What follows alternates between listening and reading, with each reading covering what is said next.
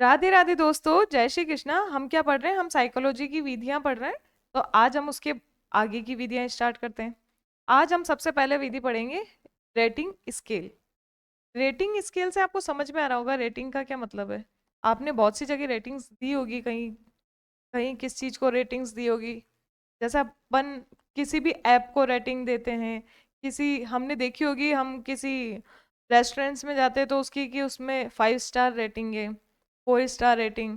तो वही है, रेटिंग क्या होती है कि किसी चीज को अंकन करना, नंबर देना, उसके बारे में उसको बताना कि ये कितना बेस्ट है या कितना खराब है। जैसे हम किसी रेस्टोरेंट में भी जाते तो हम ऑनलाइन शॉपिंग भी करते तो हम उसकी रेटिंग देखते हैं कि इसको कितनी रेटिंग मिली है।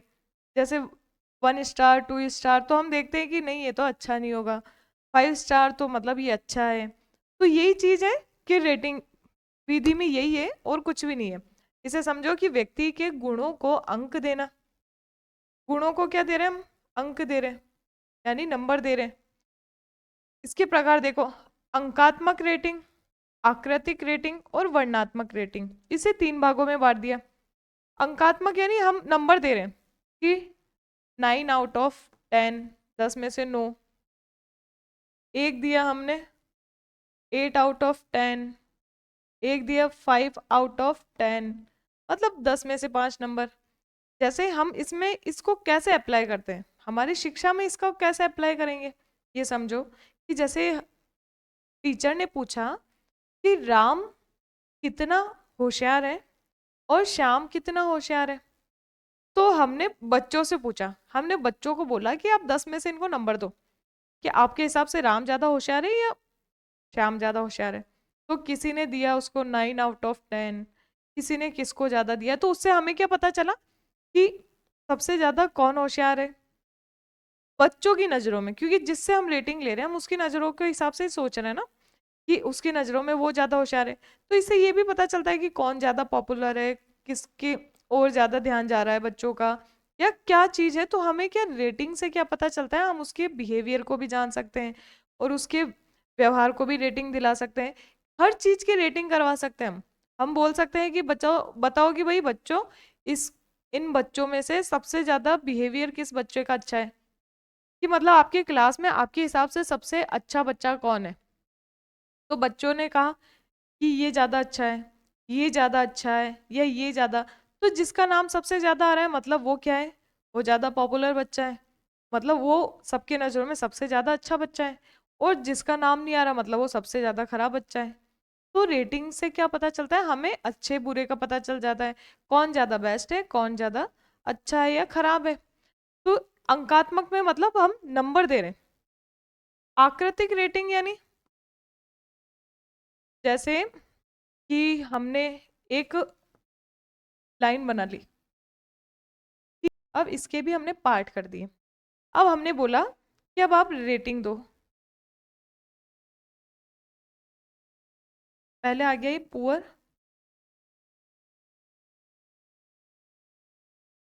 एवरेज, इधर बच्चे आ गए गुड, इधर आ गए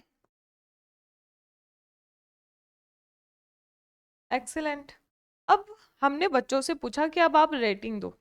हमने राम और श्याम में पूछा कि इन दोनों में से कौन सा बच्चा ज्यादा अच्छा है। तो कोई उसे दे रहा है यहाँ तक कि हम, एक बच्चे ने दिया उसे रेटिंग कि यहाँ तक की, राम को। तो मतलब ये पुअर और एवरेज के बीच में है बच्चा। एक ने दिया एवरेज उसे, एक दे रहा गुड, एक दे रहा एवरेज, एक दे रहा पुअर। तो इससे क्या पता चल रहा है कि मोस्टली कहाँ तक जा रहा है। तो हमने उस हिसाब से उस बच्चे के बिहेवियर को माना। ऐसे ही जो ये वर्णात्मक रेटिंग होती है, वर्णात्मक रेटिंग क्या होती है? वर्ण से समझ में आ रहा होगा कि नंबर या अक्षर या शब्द। जैसे इसमें क्या होता है, हम ये नहीं बोलते कि आप ये बताओ, इसमें से बताओ, इसमें से बताओ। इसमें सीधा सीधा बता देते हैं कि ये बच्चा है गुड, ये बच्चा है एक्सेलेंट, ये बच्चा है वेरी गुड,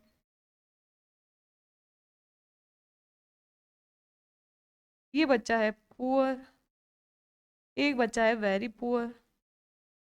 मतलब इसमें हमने कुछ लिमिटेशंस में नहीं बांधा, और हमने बोला कि आप इस बच्चे को रेटिंग दो कुछ आपके शब्दों से। तो इसमें क्या होगा, क्या बोल दिया टीचर ने कि वेरी गुड, भाई he is very good, she is very good.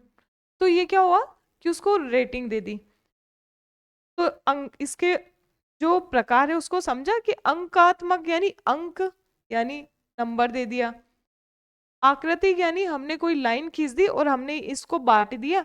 अब वह बताएगा कि यहाँ से यहाँ तक मेरे हिसाब से कि ये बच्चा, कि भाई ये बच्चा इतना अच्छा है या इतना खराब है। वर्णात्मक यानी शब्दों के द्वारा, वर्ण यानी शब्दों से। जैसे एग्जाम्पल है कि छात्रों को 1 से 10 तक अंक देना। जैसे टीचर ने बोला कि सभी छात्रों को 1 से 10 तक अंक दो, तो जिसमें सबसे ज्यादा जिसको मिल रहा है तो मतलब वो बच्चा क्या है, पॉपुलर है या वो बच्चा अच्छा है।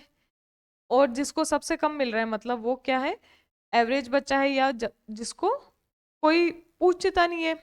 तो ऐसे क्या है, हमने ये रेटिंग स्केल ऐसे काम करती है। इसके गुण क्या है, सरल व उपयोगी है, इजी है, कैसे भी पूछ सकते हैं। मतलब इसमें कोई हमें इक्विपमेंट्स की या ऐसा कुछ ताम झाम करने की जरूरत नहीं पड़ रही। ये सीधा सीधा पूछ सकते हैं कि आप इसके रेटिंग दो, आप कितना इसको बोलोगे कि आपके हिसाब से किस नंबर पे आता है। तो ये क्या है, सरल व उपयोगी है। तुलना आसान है क्योंकि हम सीधा सीधा देख पा रहे हैं कि एक बच्चा जो 9 आउट ऑफ 10 है और एक बच्चा जो 5 आउट ऑफ 10 है, तो हम देख पा रहे हैं कि इसे 9 नंबर मिल रहे, इसे 5 नंबर मिल रहे। तो मतलब सबसे अच्छा कौन होगा, 9 वाला अच्छा होगा, 5 वाला, तो 9 वाला ही अच्छा होगा। तो हम क्या सीधे सीधे इसको तुलना कर पा रहे हैं। ऐसे पक्षपात संभव है। अब इसके दोष देखो, दोष क्या है इस विधि के, पक्षपात संभव है।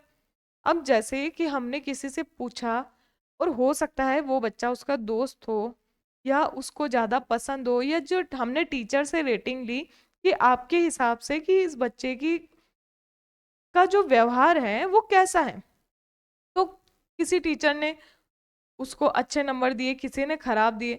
और जो अच्छे दे रहा है हो सकता है वो उसका फेवरेट बच्चा हो, तो इसलिए उसने ज्यादा नंबर दे दिए। और हो सकता है लेकिन अच्छा दूसरा बच्चा ज्यादा है, जैसे राम और श्याम है, जहां राम को नंबर दिए 9 आउट ऑफ 10 और इसको नंबर दिए 6 आउट ऑफ 10। तो टीचर ने राम को ज्यादा नंबर दिए कि इसका व्यवहार ज्यादा अच्छा है, इसके हिसाब से जो हम देख रहे हैं। लेकिन एक्चुअल में क्या है, एक्चुअल में श्याम ज्यादा अच्छा है, लेकिन टीचर को राम ज्यादा पसंद है, तो उन्होंने राम को ज्यादा नंबर दिए। तो इसमें पक्षपात संभव है, यानी बायस हो सकता है टीचर इसमें, क्योंकि वो अपने मन से किसी को रेटिंग दे रहा है, तो जो उसको पसंद होगा उसने उसको ज्यादा नंबर दे दिए। ऐसी सटीकता कम है। वही चीज कि इसमें हम एक्चुअल चीज नहीं मान सकते हैं कि जो उसका जो नंबर निकला है, जो रेटिंग निकला है वो सच में सही है। हो सकता है किसी और रीजन से। अब जैसे एक ही बच्चे में काफी गुण होते हैं, हमने पूछा कि बताओ कि ये बच्चा कितना होशियार है या कितना कमजोर है, तो नंबर दे दिए 9 या 6 या कुछ भी। अब उसको 9 नंबर दिए अगर, तो हो सकता है वो केवल गणित में होशियार है और बाकी दूसरे सब्जेक्ट में कमजोर है। और हो सकता है कि दूसरे शब्दों में ये दूसरे जो सब्जेक्ट्स में तो अच्छा है, लेकिन एक केवल गणित में कमजोर है। तो इसमें क्या है, सटीकता नहीं है। इसके जो रिजल्ट है ना उसमें सटीकता नहीं है कि हम उस चीज को, आंसर को एग्जैक्ट नहीं मान सकते कि जो उसका जो रेटिंग है वो बिल्कुल सही है। बस ये इजी टू यूज है ये मेथड, कि उसको आसानी से हम यूज में ले सकते हैं। अब देखते हैं नेक्स्ट विधि, कोटि विधि। कोटि में क्या है देखो, कैटेगरी मेथड। कैटेगरी मतलब हम अलग अलग कैटेगरियों में बांटते हैं ना, जैसे हम हमारे में भी होता है कि ओबीसी, जनरल, एससी, एसटी, तो ये सब क्या है, कैटेगरी। इसी प्रकार बच्चों को कैटेगरी में बांटना, कोटियों में या श्रेणियों में जिस प्रकार से बांटना क्या है, कोटि विधि। इस विधि में व्यक्तियों को विभिन्न श्रेणियों यानी कैटेगरी में विभाजित किया जाता है। जैसे श्रेणियां हो गई, अच्छा हमने पूछा क्लास में अच्छे बच्चे कौन कौन है, उनको अलग कैटेगरी में बांटो। सामान्य बच्चे कौन है यानी एवरेज बच्चे कौन है, कमजोर यानी पुअर बच्चे कौन है, उनको बांटो। उच्च यानी हाई इंटेलिजेंस किसमें है, मीडियम इंटेलिजेंस किस में है, लो इंटेलिजेंस किस में है। तो इन सब बच्चों को अलग अलग कैटेगरी में बांटना, तो वो क्या होगा, कोटि विधि। बहुत सिंपल विधि है, कुछ भी नहीं है, बस जो लिखा है वही इसका रिजल्ट निकालती है, वही चीज निकलती है। हमने कैटेगरी में बांट दिया, यानी कैटेगरी विधि हो गई, कोटि विधि हो गई, इसको कोटि विधि बोलते हैं इसी प्रकार से। अब इसके गुण क्या है, वर्गीकरण आसान, हम बहुत आसानी से किसी को बांट सकते हैं। हम हमारे हिसाब से बोल रहे हैं किसी को भी कि हम, मेरे हिसाब से ये हाई इंटेलिजेंस है या लो इंटेलिजेंस है, तो हमने बहुत आसानी से बांट दिया कि मेरे हिसाब से ये एवरेज है। तो ये वर्गीकरण आसान है, समझने में सरल है, हम आसानी से बच्चों को देख पा रहे हैं कि जिस कैटेगरी में वो बट्टा है, या उसे गुड बोला है या पुअर बोला है, अच्छा बोला है, खराब, निम्न, मध्य, जो भी, हम उसे आसानी से देख पा रहे हैं क्योंकि वो सामने लिखा है हमारे, तो कि ये बच्चा जो राम है उस गुड कैटेगरी में गया है, जो श्याम है वो बैड कैटेगरी में गया है। तो इसे समझना आसान है, पर इसकी दोष देखो, अत्यधिक सामान्यीकरण, हम क्या कर देते, बहुत ज्यादा जनरलाइजेशन कर देते हैं। जैसे कैसे कि हमने बोला कि ये बच्चा तो अच्छा है, लेकिन हमने अच्छा बोला, लेकिन किस वे में बोला, क्योंकि अच्छा भी अलग अलग तरीके से भी हो सकता है। देखो इसे समझो, जैसे हमने राहुल को बोला कि ये है अच्छा, या है होशियार, और हमने श्याम को बोला कि यह है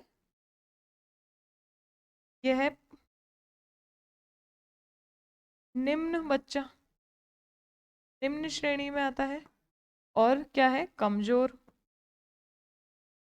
अब हमने ये जनरलाइजेशन किया, लेकिन हमने ये जनरलाइजेशन किस हिसाब से किया, यानी जो ये सामान्यकरण किया किस हिसाब से किया।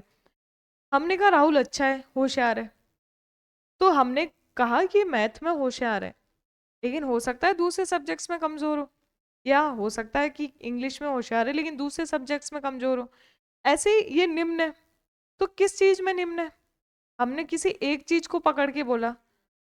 अब हमने ओवरऑल माना कि ये सब्जेक्ट्स में, सारे सब्जेक्ट्स में निम्न है, मतलब कमजोर है, लेकिन उसकी एक सब्जेक्ट्स में तो बहुत अच्छे नंबर आते हैं, तो हम इसे किस बेसिस पे केवल कमजोर बोलेंगे। तो वही है कि इसको सामान्यकरण करना बहुत मुश्किल है इस चीज का। सूक्ष्म अंतर नहीं दिखते, छोटी छोटी जो डिफरेंसेस है वो नहीं दिखते, कि जैसे वही बात कि हमने उसे एक सब्जेक्ट के लिए तो बोल दिया कि अच्छा है या खराब है, हमने जैसे उसके व्यवहार का अंकन किया, या फिर व्यवहार का हमने हमने उसको कैटेगरी में बांटा कि हमारे हिसाब से ये अच्छा व्यवहार है इसका, लेकिन अच्छा तो केवल वो टीचर्स के साथ है, बाकी बच्चों के साथ तो उसका अच्छा व्यवहार नहीं है। तो हम किस हिसाब से उसको बोल रहे हैं कि उसका व्यवहार अच्छा है। तो हम क्या, जो सूक्ष्म अंतर है ना, जो छोटी छोटी चीजें, वो हमें दिखती नहीं इस चीज में। हमने अच्छा बोला, लेकिन केवल एक साइड से अच्छा है, दूसरी साइड से खराब है। तो ये क्या चीज है, इसके दोष क्या है इस विधि के, कि सामान्यकरण नहीं कर सकता, जनरलाइजेशन नहीं कर सकता, यानी चीजों को अच्छे से पकड़ नहीं सकता, और ऐसे ही सूक्ष्म अंतर नहीं कर सकते हम, कि छोटी छोटी चीजों में अंतर नहीं कर सकते कि वो ऐसा व्यवहार उसका एक ही जगह है या दूसरी जगह भी ऐसा ही व्यवहार है। नेक्स्ट है कालानुक्रमित विधि, यानी लॉन्गिट्यूडनल मेथड। कालानुक्रमित, देखो काल, अनुक्रमित, यानी टाइम की बात कर रहे हैं, मतलब काल यानी बहुत लंबा टाइम, जैसे सालों बीत जाते हैं, तो वो सालों को हम बोलते हैं कि काल। तो वो क्या होता है, कालानुक्रमित, काल यानी बहुत साल की बात चल रही है।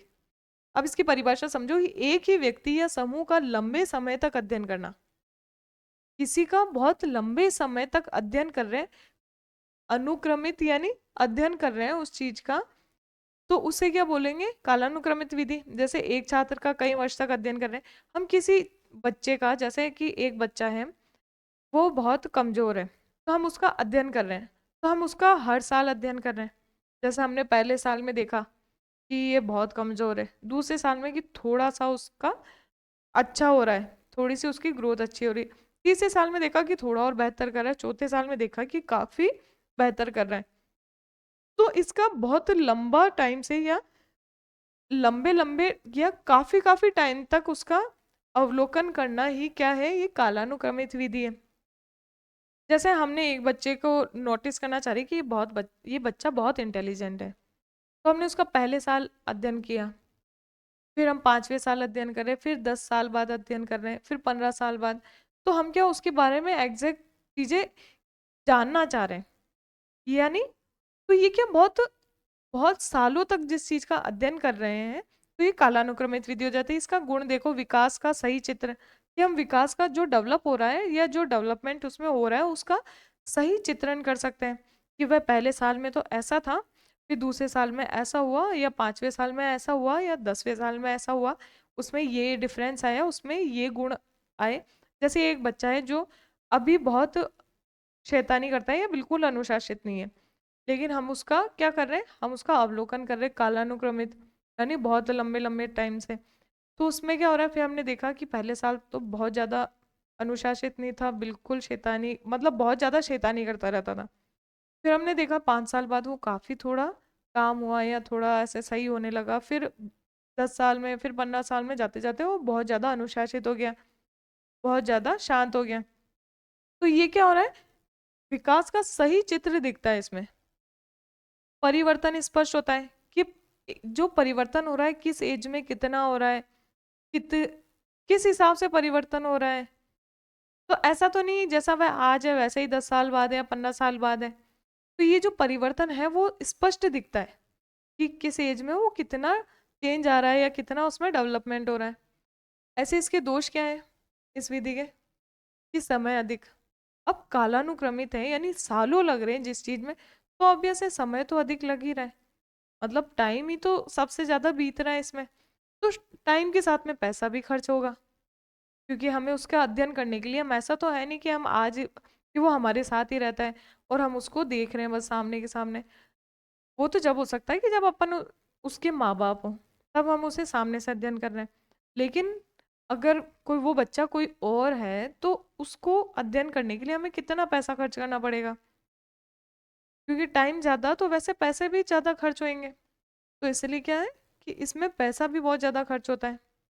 तो कालानुक्रमित विधि देख ली हमने। कौन कौन सी विधि देखी हमने, देखी कालानुक्रमित मतलब लंबे लंबे काल, यानी बहुत टाइम से हम जिसका अवलोकन कर रहे हैं या जिसके बारे में हम देख रहे हैं। ऐसे हमने उससे पहले क्या देखा, कोटि विधि। कोटि विधि में क्या था, उसमें रेटिंग देते हैं। कोटि यानी जो रेटिंग्स, वो जो उनको श्रेणियों में बांटते हैं या कैटेगरी में बांटते हैं, वो क्या है, कोटि विधि। फिर हमने देखी थी रेटिंग विधि। तो रेटिंग में क्या है, हम उसको रेटिंग देते हैं यानी उनको नंबर देते हैं। तो उसके भी 3 प्रकार थे कि भाई हमने नंबर दिए, अंकन अंकन मतलब अंकों के द्वारा जो रेटिंग दी जाती है, अंकात्मक रेटिंग। आकृतिक यानी कुछ ऐसे डायग्राम या हमें चित्र दे दिए कि जैसे हमें 4 फेज बना दिए कि अब बताओ कि इसको आप क्या रेटिंग दोगे। एक ऐसे कि पुअर वाला, एक ऐसे नॉर्मल, एक ऐसे अच्छा, एक ऐसे बहुत अच्छा। तो अब आप इसको रेटिंग दो, तो ये क्या हो गया, किसके द्वारा, आकृतिक रेटिंग। ठीक है, समझ आया। अब वर्णात्मक यानी शब्दों के द्वारा, वर्णों के द्वारा उसको रेटिंग देना। तो आज हमने क्या देखा, हमने 3 प्रकार की विधियां देखी, जिसे आप अच्छे से समझ चुके होंगे और बहुत सिंपल विधियां हैं। हम नेक्स्ट क्लास में इसके आगे की विधियां देखेंगे, और ये सारी विधियां आपके एग्जाम्स में पूछ सकते हैं, उनसे जुड़े क्वेश्चंस आ सकते हैं, तो इन्हें आप ढंग से समझना। अब बाकी की बात करते हैं हम नेक्स्ट क्लास में। आज के लिए धन्यवाद।